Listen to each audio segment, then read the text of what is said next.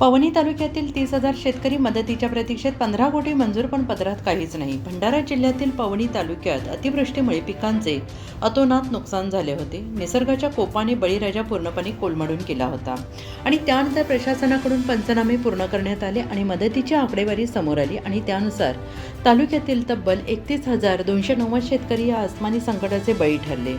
शेतकऱ्यांच्या या नुकसानीची दखल घेत शासनाकडून 15,41,68,290 रुपयांचा भरघोस निधी मंजूर करण्यात आला. या बातमीने शेतकऱ्यांच्या आशा पल्लवित झाल्या. मात्र आता हीच निधी तहसील कार्यालयाच्या लाल फितीत अडकलेला असल्याचं चित्र दिसत आहे. आश्चर्याची बाब म्हणजे मंजूर झालेल्या 15 कोटींपैकी आत्तापर्यंत केवळ 870 शेतकऱ्यांच्या खात्यात मदतीची रक्कम जमा करण्यात आलेली आहे आणि उर्वरित 30,000हून शेतकऱ्यांच्या बँक खात्यात अद्याप 1 रुपयासुद्धा जमा झालेला नाही. खरीप हंगाम तोंडावर असताना किंवा पुढील मशागतीसाठी पैशांची गरज असताना तहसील कार्यालयाकडून होत असलेला हा विलंब शेतकऱ्यांसाठी संतापजनक ठरतो आहे.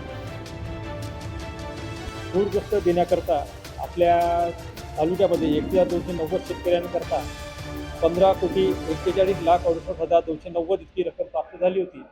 त्याच्यापैकी 870 शेतकऱ्याच्या खात्यामध्ये रक्कम जमा करण्यात आलेली आहे.